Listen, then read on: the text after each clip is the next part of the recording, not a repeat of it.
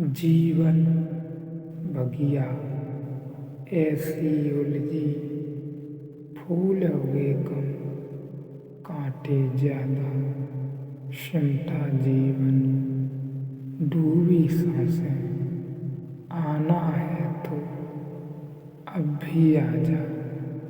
यदि आपने अभी तक अंतिम अध्याय नहीं देखा है तो कृपया करके अंतिम अध्याय देखें। उसके बाद ही इस अध्याय में प्रवेश करें।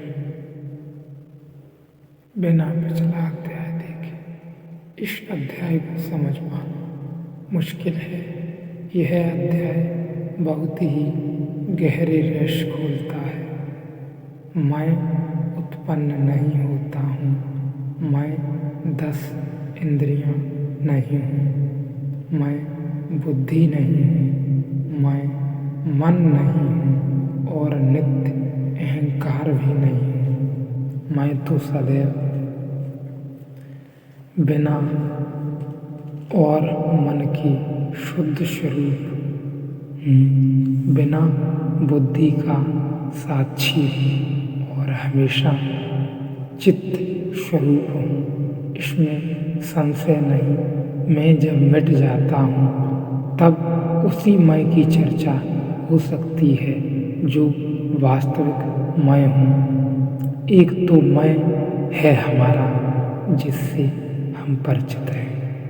वह मैं सिवाय भ्रांति की, जोड़ों की और कुछ भी नहीं है। वह मैं हमारा ही निर्माण है। वह हमने ही अपने आप में बनाया हुआ है। उस मैं को हमने ही बनाया है। हम ही पालते पोसते हैं, पोषण देते हैं, समुद्र करते हैं, शक्तिशाली बनाते हैं और चूंकि वह झूठ है, हमारा निर्माण है, इसलिए उससे पीड़ा भी पाते हैं, संताप भी है, चिंता भी है, क्योंकि जो स्वभाव नहीं है वह बोझ बन जाता है। जो हमारा स्वभाव न हो वह बोझ ही बनेगा। वैज्ञानिक कहते हैं कि इस पृथ्वी पर कोई 10,000 साल पहले तक अति विशालकाय पशुओं का साम्राज्य था। हाथी उनकी समक्ष कुछ भी नहीं। हाथी से 10-10 गुने बड़े विशालकाय पशु पृथ्वी पर थे, पर बड़ी कठिनाई जो खोजते रहे जीवन के विकास को उनको रही है कि अचानक वे सारे पशु खो कैसे गए। ऐसा कोई पृथ्वी में कारण नहीं खोज में आता कि कोई इतनी बड़ी दुर्घटना घटी हो कि उनकी जाति का नाम मात्र शेष न रहा हो। कोई भूकंप हुआ हो, कोई ज्वालामुखी पूरी पृथ्वी पर फैल गया हो तो भी पूरा विनाश हो जाना मुश्किल था। क्या हुआ? अभी अभी विगत 50 वर्षों में नया सूत्र उनके ख्याल में आया और वह यह है कि उन पशुओं ने अपने शरीर इतने बड़े कर लिए कि 10 बोझ में ही दबकर मर गए। वे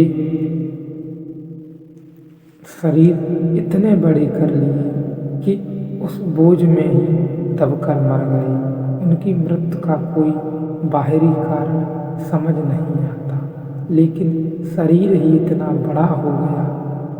शरीर जो कि जीने का साधन है, इतना समृद्ध और इतना बड़ा हो गया, अगर सीमा के बाहर चला जाए, क्योंकि यह जीने का साधन है, तो मृत्यु का कारण बन जाता है।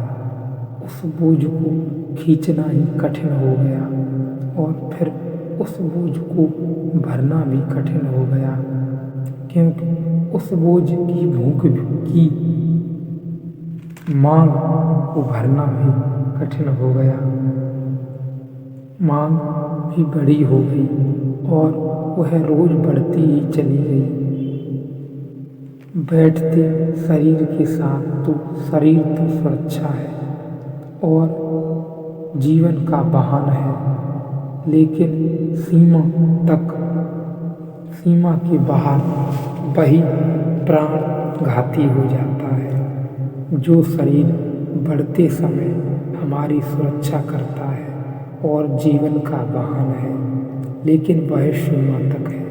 सीमा के बाहर वही हमारा प्राण घाती हो जाता है। यह मैंने इसलिए कहा कि ख्याल में आ सके कि अहंकार हमारा मैं भी जीवन की व्यवस्था का अनिवार्य अंग है, लेकिन वह इतना बड़ा होता चला जाता है कि हम भूल जाते हैं कि जिसे हमने वाहन की तरह चुना था, हम खुद ही उसके वाहन हो गए। जिसका हमने उपयोग करना चाहा था वह स्वयं ही अब हमारा उपयोग कर रहा है, और जिसे हमने अपनी रक्षा के लिए निर्मित किया था अब हम स्वयं उसकी रक्षा करने में ही जीवन को समाप्त कर रहे हैं। लेकिन कब सीमा पार हो जाती है पता लगाना बहुत मुश्किल में पड़ता है। कब मालिक नौकर का भी नौकर हो जाता है पता लगाना मुश्किल है, और कब नेता अपने अनुयायियों का भी अनुयायी हो जाता है, बन जाता है, इसका पता लगाना बहुत मुश्किल है। लेकिन यह घटना घटती है और घटती है इस कारण कि दूसरी इसकी भीतरी व्यवस्था में घटना की घटने का बीज छिपा है। जैसा मैंने कहा कि नेता अपने अनुयायी का भी अनुयायी हो जाता है, यह पता लगाना मुश्किल पड़ता है, क्योंकि नेता होने की कोशिश में ही उसे अनुयायियों को तृप्त करना पड़ता है, और तृप्त करने की कोशिश में ही उसे अनुयायियों के पीछे चलना पड़ता है। आगे चलने के लिए पीछे चलना पड़ता है। जिन अनुयायियों के आगे चलता है, अगर उनके पीछे आप न चलें तो वे कभी आपको नेता मानने को राजी न होंगे। बड़ी मज़ेदार घटना घटती है। बनना है नेता, इसलिए पीछे चलना पड़ता है। नेता बनने की प्रक्रिया में ही नेता खो जाता है। जिस पर हम राज्य करते हैं उसकी भी हमें तृप्ति करनी पड़ती है, और धीरे धीरे कब हम उसकी तृप्ति करते करते उसके गुलाम हो जाते हैं, सीमा रेखा का पता भी नहीं चलता। मैं के साथ यही होता है। ज़रूरत है उसकी, जैसा मैंने पीछे कहा, जीवन की व्यवस्था के लिए ज़रूरत है मैं की व्यवस्थागत पंक्चुएशन, लेकिन मैं का कोई अस्तित्व नहीं है, काम चलाऊ है। काम चलाऊ का मेरा मतलब है कि प्रतीक है, इशारा है। जैसे हमारे नाम हैं, एक नाम राम है, एक का नाम कृष्ण है। नाम तो कोई लेकर पैदा नहीं होता, नाम तो सरासर झूठ है, लेकिन बिना नाम के काम चलाना बहुत मुश्किल है। इस बड़ी पृथ्वी पर 3 अरब लोग हैं। अगर हम सब बिना नाम के जीने की कोशिश करें तो जीना बहुत मुश्किल हो जाए, पता लगाना ही मुश्किल हो जाए कि कौन कौन है। तो लेबल लगाने पड़ते हैं, तो लेबल झूठे हैं। जब मैं कहता हूँ कि व्यवस्थागत फंक्शनल है तो उसका मतलब यह है कि सुविधा होती है, कन्वीनियंस उससे पैदा हो जाती है। हम जानते हैं कि यह आदमी कृष्ण है, वह आदमी राम है, यद्यपि न कोई राम है, नाम बिल्कुल झूठे हैं और जन्म हम बिना नाम की लेते हैं, और हम जब मरते हैं तब भी बिना नाम की मरते हैं। नाम भी हम ग्रहण करते हैं पृथ्वी पर, और नाम का हम पृथ्वी से हटते वक्त छोड़ भी जाते हैं, मगर बीच में उपयोगी होता है। इसलिए ही मैं को भी काम चला हुई कहा गया है।